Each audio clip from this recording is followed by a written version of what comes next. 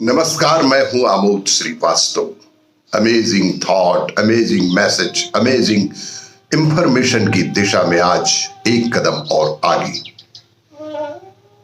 आज के इस दो चिंतन का विषय है प्रतीक्षा का फल और निस्वार्थ ही महान। आपको ये मेरा वीडियो अच्छा लगे तो लाइक करें, शेयर करें और लाल बटन दबाकर सब्सक्राइब अवश्य करें।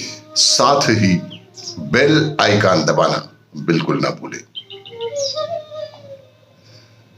आज के इस प्रथम चिंतन का विषय ईमानदारी से अपनी बारी की प्रतीक्षा। एक बार स्वर्ग से घोषणा हुई कि भगवान सेब बांटने आ रहे हैं।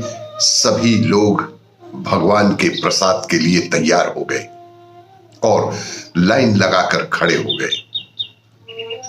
एक बेहद छोटी बच्ची बहुत ही ज्यादा उत्सुक थी क्योंकि वह पहली बार भगवान को देखने जा रही थी। भगवान ने छोटी बच्ची को एक बड़ा और लाल सेब दिया। सेब पकड़कर लाइन से बाहर निकली। उसका सेब हाथ से छूटकर कीचड़ में गिर गया और वह बच्ची फिर से लाइन में लगी और अपनी बारी की ईमानदारी से प्रतीक्षा करने लगी।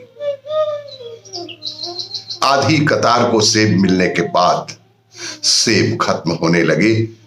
जब तक उसकी बारी आई तो और भी नए सेब आ गए।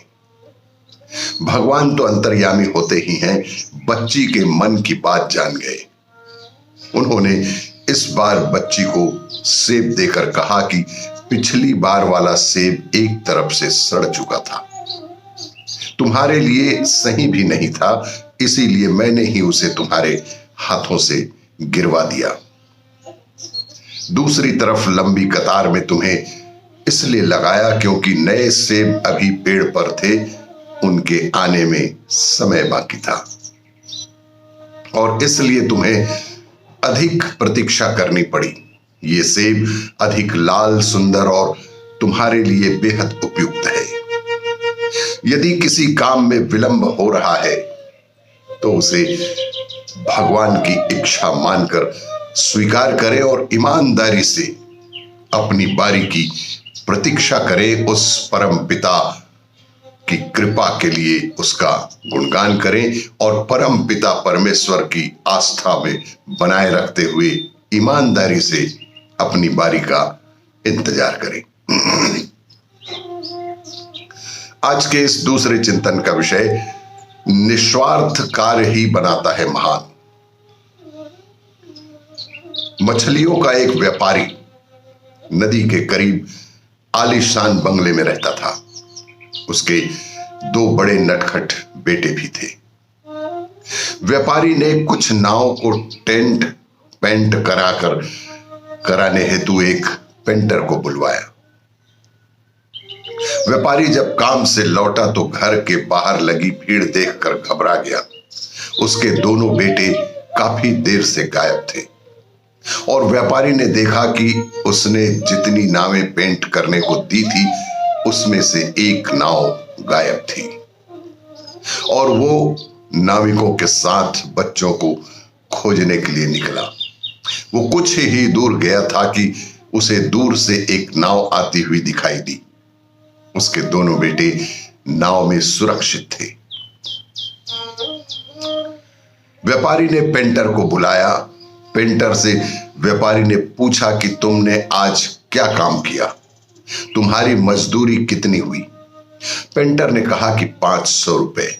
व्यापारी ने कहा तुम्हारी मजदूरी 500 नहीं बल्कि 50,000 रुपए है।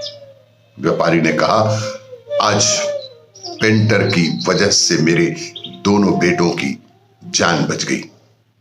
दरअसल वे जिस नाव को लेकर नदी में दूर गए थे उसमें एक छोटा सा छेद था। इन्होंने निस्वार्थ भाव से वो छेद बंद कर दिया था।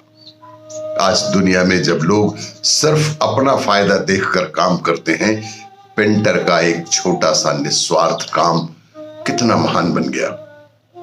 पेंटर के निस्वार्थ कार्य के कारण 2 बच्चों की जान जाने से बच गई।